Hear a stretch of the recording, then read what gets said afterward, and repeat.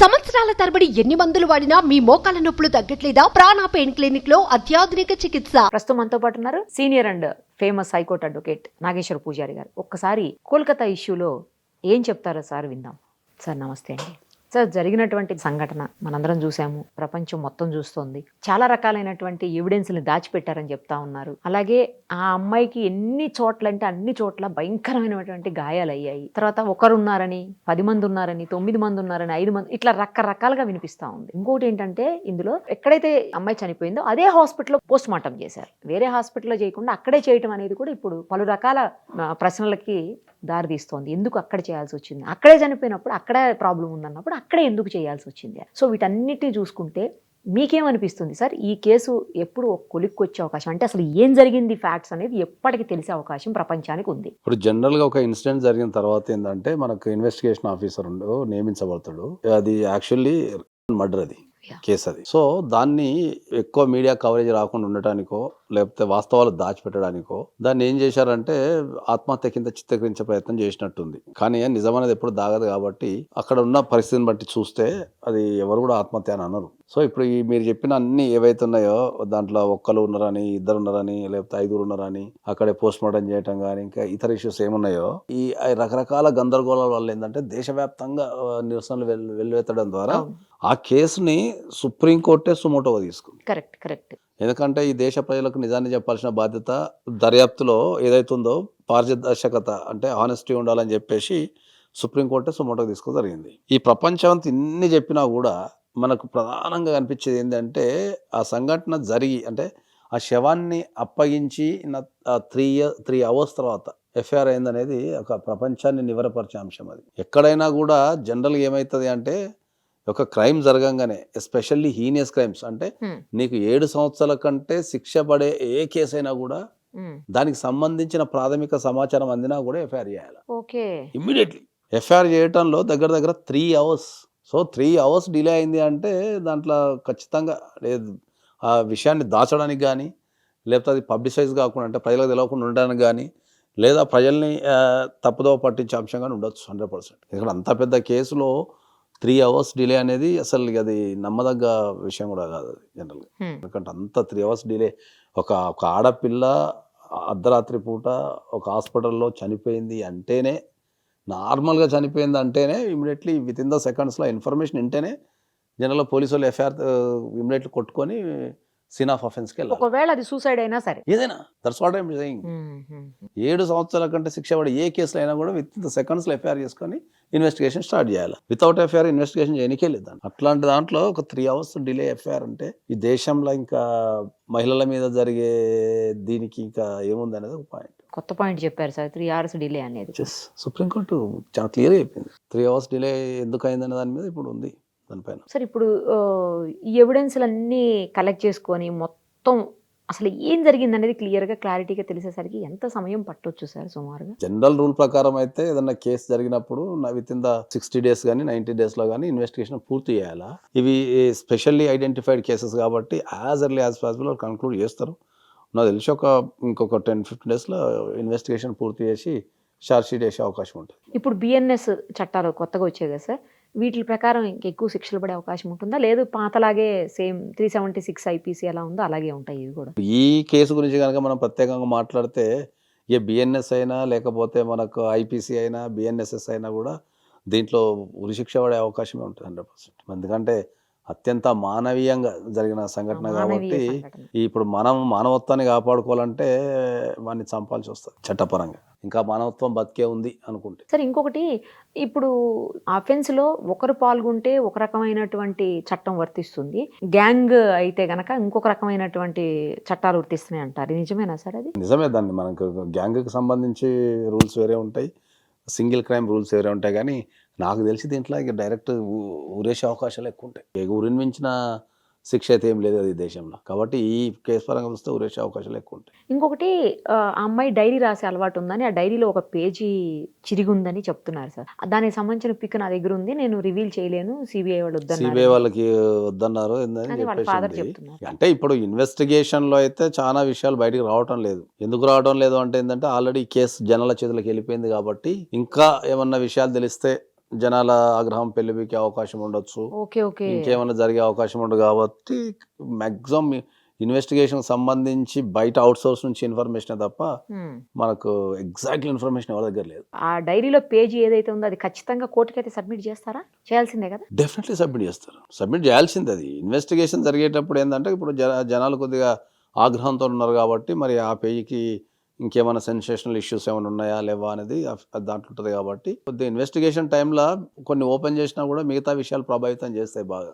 Okay okay ఇంకోటి ఏంటంటే especially ఆ కేసులో ఏంటంటే హాస్పిటల్ మీద దాడి జరగటం, ఆ దాడి ఇంకా అల్లరి ముక్కలు చేయటం, అంటే ఇంకేం జరగకముందే ఈ లెవెల్లో జరిగితే ఓకే ఇంకేమైనా హింస పెరిగే ఛాన్స్ ఉండొచ్చు అని చెప్పేసి కూడా ఇన్వెస్టిగేషన్ని ఓపెన్గా బహిరంగితం చేయడం లేదు ఎక్కువ. కాబట్టి ఏదైనా మనం మీడియా కథనాలు, లోకల్ మీడియాకు సంబంధించి మనం పేపర్లో కానీ టీవీలో వచ్చే కథనాలే తప్ప మొన్న ఫస్ట్ టైం సుప్రీంకోర్టులో మనకు సుమోటో తీసుకున్న తర్వాత ఆర్గ్యుమెంట్ విషయంలో కొన్ని విషయాలు మనకు స్పష్టత వచ్చింది. కాబట్టి మనకి ఎఫ్ఐఆర్ అనేది డిలే అయింది అనేది ఒకటి, ఇంకా రకరకాల కారణాలతో ఏంటంటే మనకు కమిటీ ఏర్పరచమని చెప్పారు కమిటీ కాబట్టి ఏర్పాటు చేసి అట్లాంటి విషయాలన్నీ మనకు తెలుసు. అదే హాస్పిటల్లో ఆ అమ్మాయికి పోస్ట్ మార్టం చేయడం అనేది కూడా కరెక్ట్ కాదు అని చాలా మంది మాట్లాడుతూ ఉన్నారు. దాంట్లో చాలా ఉన్నాయి డిఫెక్ట్లు, అదొకటే అని ఏం లేదు. ఇప్పుడు అంత పెద్ద అత్యాచార సంఘటన జరిగిన తర్వాత ఆ కాలేజ్ ప్రిన్సిపల్ ని జనరల్ ఏం చేస్తారు, హోల్డ్ లో పెడతారు. అవును, లేదా immediate గా ఇన్వెస్టిగేషన్ suspend అన్నా జరుగుతుంది, చేస్తారు. సస్పెండ్ అన్న చేస్తారు, లేకపోతే పక్కన హోల్డ్ అన్న పెట్టి ఇన్వెస్టిగేషన్ జరుగుతుంది కాబట్టి నీ కాలేజ్ ఆధ్వర్యంలో జరిగింది కాబట్టి మరి నీ పాత్ర ఎంత ఉంది దీంట్లో, ప్రత్యక్షంగా ఉందా పరోక్షంగా ఉందా అని అన్ని చూసిన తర్వాత దాన్ని పోస్ట్ ఇవ్వాలా వద్దా డిసైడ్ చేస్తారు.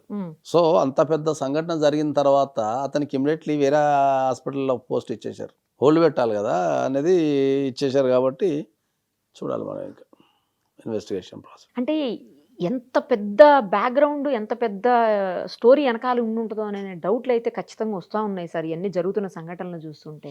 ఎప్పుడైనా కూడా ఈ లెవెల్లో సంఘటన జరిగింది అంటే వ్యక్తి కంటే అక్కడ ఏదో వ్యవస్థ పనిచేసి ఉంటుంది. జనరల్ వ్యక్తి అయితే అది ఇన్వెస్టిగేషన్లో ఇంత పెద్ద జాప్యం కానీ లేకపోతే ఇంప్రాపర్ ఇన్వెస్టిగేషన్ కానీ ఉండదు. ఎక్కడైతే ఒక వ్యక్తి చేసే దానికంటే ఒక వ్యవస్థ చేసే విషయాల మీదనే ఇంత పెద్ద జరుగు ఉంటుంది. ఆ వ్యవస్థను కాపాడటానికి ఏదో జరుగు ఉండాలి. ఆ సీసీ కెమెరా ఫుటేజ్లో కూడా అతను క్యాజువల్గా లోపలికి తెలిసినట్టే లోపలికి వెళ్ళిపోతున్నాడంట సార్. అది కూడా చూసిన వాళ్ళు చెప్తా ఉన్నారు, అలా వెళ్ళిపోతున్నాడు క్యాజువల్గానే లోపలికి అనేసి. వాళ్ళు అక్కడే పడుకుంటారని ఆమె అక్కడ ఉందని అట్లా తెలుసు అనేది ఒక పాయింట్. అంటే ఇవాళ నాకు తెలిసి న్యూస్లో వచ్చింది కదా, ఈ సంఘటన కంటే సాయంత్రం పూట రెడ్ లైట్ ఏరియాకి వెళ్ళాడు, అక్కడ ఒక 2 గంటలు గడిపాడు, మళ్ళీ అక్కడి నుంచి హాస్పిటల్కి వచ్చాడు, హాస్పిటల్ కింద మందాగాడు, మళ్ళీ అక్కడి నుంచి ఫస్ట్ ఫ్లోర్కి వెళ్ళాడు, అట్లా లాస్ట్ 3rd ఫ్లోర్కి వెళ్ళాడని ఇవాళ పేపర్లలో టీవీలలో చెప్తున్నారు దాని గురించి. అదే సార్ అంటున్నారు కానీ బట్ అంటే తెలిసిన వాళ్ళలాగే అన్ని వెళ్తున్నాడు అనేది అక్కడ తెలిసిన వాళ్ళలాగా అంటే అదే హాస్పిటల్లో పనిచేస్తుండు కదా వాలంటీర్గా, కాబట్టి ఆ ప్రెమిసెస్ అన్ని అంటే ఆమె అక్కడే ఉంటుందని తెలిసి. ఇప్పుడు సంఘటన అనేది మనం ఖచ్చితంగా ఏం చెప్పలేం కదా,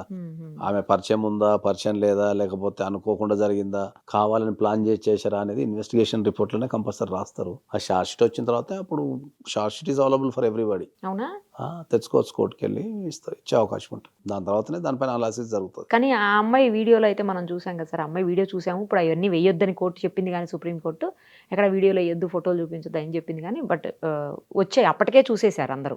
అయ్యా ఇప్పుడు సుప్రీంకోర్టు గైడ్లైన్స్ చాలా స్పష్టంగా ఉంటాయి. లేడీస్ అగైన్స్ట్ క్రైమ్లో దాంట్లో చాలా స్పష్టంగా ఫోటోలు వేయటం కానీ, హీనస్ క్రైమ్స్ ఉంటాయి కదా ఫోటోలు వేయటం కానీ, తర్వాత పేర్లు రాయటం కానీ ఇవన్నీ ఉండొద్దు అనేది చాలా స్పష్టంగా ఉంటుంది. చిన్నపిల్లలే కూడా చూపించొద్దు అంటారు కదా సార్. చూపించొద్దు. మీడియాకు కూడా చాలా మందికి 2 పద్ధతులు ఉంటాయి. చాలా మందికి తెలియదు, విక్టిమ్ ఫోటో చూపించొద్దు అనే విషయం చాలా మందికి తెలియదు. కొంతమందికి తెలిసినా కూడా వ్యూస్ కోసం కానీ రేటింగ్స్ కోసం కానీ ఇంకా ఇతర విషయాల మీద ఛాన్స్ తీసుకొని చూపిస్తున్నారు. కానీ అవగాహన ఉన్న వాళ్ళు మాత్రం ఖచ్చితంగా బ్లర్ చేసి చూపిస్తారు, లేదంటే అసలు చూపించారు సార్, ఏదో ఒకటి చేస్తారు ఆ రెండిట్లో. అదే చెప్తున్నా, అవగాహన లేకుండా ఉండాలా, వేశారు అంటే లేదంటే సెన్సేషనల్ కోసం అన్న జనరల్గా అయితే వేయరు, ఎంతో కొంత పాటించాలి కదా మనం. ఇప్పుడు ఈ కేసులో ఫాస్ట్ ట్రాక్ కోర్ట్ పెట్టేసి స్పీడీ జస్టిస్ ఇవ్వడానికి ఏమన్నా ఛాన్స్ ఉంటుందా సార్? జనరల్గా మహిళలకు సంబంధించి సెక్సువల్ హరాస్మెంట్కి సంబంధించి దేశంలో ఏ రాష్ట్రంలో అయినా ఫాస్ట్ ట్రాక్ కోర్టులే ఉన్నాయి. మన తెలంగాణలో కూడా ఎక్కడైనా కూడా ఏంటంటే మహిళలకు సెక్షువల్ అగైనిస్ట్ మీరు హీనస్ క్రైమ్స్ అంటాం మనం, 376 కానీ 304B కానీ, తర్వాత అంటే పాత ఐపీసీలో వీటన్నిటికీ ఫాస్ట్ ట్రాక్ కోర్టులే ఉన్నాయి. ఇప్పుడు మహిళల మీద అదే చెప్తున్నాను నేను, చాలా సందర్భాలలో అందరికి ఏం విజ్ఞప్తి చేస్తున్నా ఏంటంటే చిన్నపిల్లల మీద జరిగే అత్యాచారాలు ఉంటాయి కదా, వాటిని జరిగినప్పుడు పేపర్లలో టీవీలలో చెప్తున్నారు కానీ మరి వాటికి వేసే శిక్ష గురించి ఎవరు చెప్తలేరు. అవును సార్, కరెక్టే. కొన్ని మాత్రమే వస్తాయి బయటికి అలాంటివి. నేనైతే ఏ మీడియాలో కూడా ఎప్పుడు కూడా మొన్న మధ్యన ఒక అతనికి పడింది సార్, 20 ఏళ్ళు పడింది. ఒక చిన్న పాపను 16 నెలల పాప చేసినప్పుడు 20 ఏళ్ళు పడింది. 20 ఏళ్ళు పడ్డది. మీరు నేను మీడియాలో ఉన్నాం కాబట్టి ఏదో మనం చదువుతుంటాం రెగ్యులర్ చూస్తుంటాం కాబట్టి జనరల్ పబ్లిక్ అంటే కొద్దిగా ఎక్కువ అవేర్నెస్ ఉంటుంది. మరి కామన్ వ్యక్తికి దానికి ఇంజెక్షన్ చేయాల్సిన బాధ్యత ఎవరికి ఉంటుంది? చిన్నపిల్లల మీద అగాత్యాలు చేస్తే 20 సంవత్సరాలు జైలు శిక్ష అలా పడ్డది అని జరిగింది అని చెప్పేసి తెలిస్తే నెక్స్ట్ చేయకుండా కరెక్ట్ మీరు అది అన్న point. దాన్ని Yes, yes. నేను అదే చెప్తున్నా అందరికి Okay. అందరికి చేసే విజ్ఞప్తి ఏంటి అంటే ఈ సెక్షువల్ క్రైమ్ తగ్గాలి ఎగైనెస్ట్ ఉమెన్ అంటే మీడియానే ప్రధాన పాత్ర వహించాలని చెప్తున్నాను నేను. ఎందుకు అంటే ఒక సంఘటన జరిగినప్పుడు దాన్ని వివరించుకుంటా లేకపోతే దానికి సంబంధించిన విషయాలు చెప్తున్నారు కానీ మరి ఇటువంటివి చేస్తే ఏమేమి శిక్షలు పడతాయి మరి చెయ్యొద్దు అనే విషయాన్ని మనం ఏ విషయాన్నైనా ఒక 10 సార్లు చెప్తేనే వాళ్ళకి అర్థమవుతుంది. కరెక్టే సార్ ఆ చెప్పడం ద్వారానే మనకు క్రైమ్ ఎగైనెస్ట్ చైల్డ్ కానీ క్రైమ్ ఎగైనెస్ట్ ఉమెన్ కానీ తగ్గుతుంది. అది చెప్పనంత కాలం ఏంటంటే అందరూ ఏమనుకుంటారంటే ఒక ఊహలు ఏంటంటే ఈ దేశంలో శిక్షలు పడతాయా, లేకపోతే ఈ దేశంలో తప్పించుకోవచ్చు, డబ్బు ఉంటే తప్పించుకోవచ్చు, లేకపోతే పవర్ ఉంటే తప్పించుకోవచ్చు అని రకరకాల కామెంట్ చేస్తుంటారు. ఎందుకు చేస్తుంటారు అంటే నేరం జరిగినప్పుడేమో ప్రపంచానికి తెలుస్తున్నది, శిక్ష పడ్డప్పుడు ఎవరికి తెలుస్తాను లేదు అన్లెస్ అంటిల్ మనకు సెన్సేషనల్ కేసు అయితే తప్ప. అయితే తప్ప. కాబట్టి కంపల్సరీ మీడియా కూడా ఒక బాధ్యత తీసేసుకొని ఎగైనిస్ట్ క్రైమ్ ఉమెన్ కంపల్సరీ చెప్పాలి. చెప్తేనే క్రైమ్ తగ్గే అవకాశం ఉంటుంది. ఇప్పుడు ఈ పర్టికులర్ కేసులో 6 months నుంచి 1 year లోపు జస్టిస్ జరిగే అవకాశం ఉంటుందా సార్? డెఫినెట్లీ జరుగుతుంది. ఇప్పుడు సుప్రీంకోర్టు ఇంటర్ఫియర్ అయింది కాబట్టి ఇన్వెస్టిగేషన్ అందుకే కూడా అంటున్నా. కంపల్సరీ మంచిగా జరుగుతుంది. ఫాస్ట్ అయిపోతుంది. ఇప్పుడు ఎందుకంటే వాళ్ళందరినీ ఎవరినైనా ఈ దేశంలో అడగలిగే శక్తి ఉన్నది ఏకైక కోర్టు సుప్రీంకోర్టే కదా అల్టిమేట్. ఇంకా కాబట్టి ఆ సుప్రీంకోర్టే సుమోటో కింద తీసుకుంది కాబట్టి అది సిబిఐ అయినా లేకపోతే స్టేట్ గవర్నమెంట్ అయినా ఎనీ ఏజెన్సీ ఎవరు కూడా అబద్ధాలు ఆడడానికి కానీ ఇంకోటి కానీ ధైర్యం చేయరు. ఇంకా చేస్తే వాళ్ళకు తీవ్రమైన పరిమాణాలు ఉంటాయని తెలుసు కాబట్టి, ఎందుకంటే సుప్రీంకోర్టు పర్యవేక్షిస్తుంది కాబట్టి చేయరు. ఇంకా స్పీడ్గా జరుగుతుంది. వాలంటరీగా వచ్చి ముందుకు వచ్చి చెప్పే అవకాశాలు ఉంటాయి. ఓకే. అన్ని ఏజెన్సీ సంస్థలు చేసే అవకాశాలు ఉంటాయి కాబట్టి అది డెఫినెట్లీ జరుగుతుంది. అక్కడ ఇంత ముందు కూడా చాలా ఇన్సిడెంట్ ఇట్లాంటివి జరిగాయని చెప్తా ఉన్నారండి. మరి ఎంతవరకు నిజమో కానీ అది ప్రతి చోట్ల ఉంది. సెక్సువల్ హరాస్మెంట్ అనేది ప్రతి రంగంలో ఉంది, ప్రతి చోట్ల ఉంది. అంటే చాలా మంది చనిపోయారని చెప్తున్నారు. సంఘటనలతో చనిపోయినప్పుడు బయటికి రాకుండొచ్చు. ఇప్పుడు మనం కలకత్తా లాంటి కేసులు నువ్వు పేపర్ చదువుతున్నావు లేకపోతే ఇంకోటి చదువుతున్నావు, దేశవ్యాప్తంగా ఎక్కడొక్కడ జరుగుతుంటుంది. కాకపోతే కొన్ని సెన్సేషన్ అవుతాయి, కొన్ని కావు అంతే. క్రైమ్ ఎగైనిస్ట్ ఎప్పుడైనా సరే మీడియా ప్రధాన పాత్ర వహించి కొద్దిగా జనాలకు కూడా గుర్తు చేస్తుంటే కొద్ది వాళ్ళలో కూడా భయం ఉంటుందని నా అభిప్రాయం. అది కరెక్ట్ చెప్పారండి. Thank you so much. Suman టీవీలో మీ పర్సనల్ అండ్ బిజినెస్ ప్రమోషన్స్ కోసం కింది నెంబర్కి కాంటాక్ట్ చేయండి.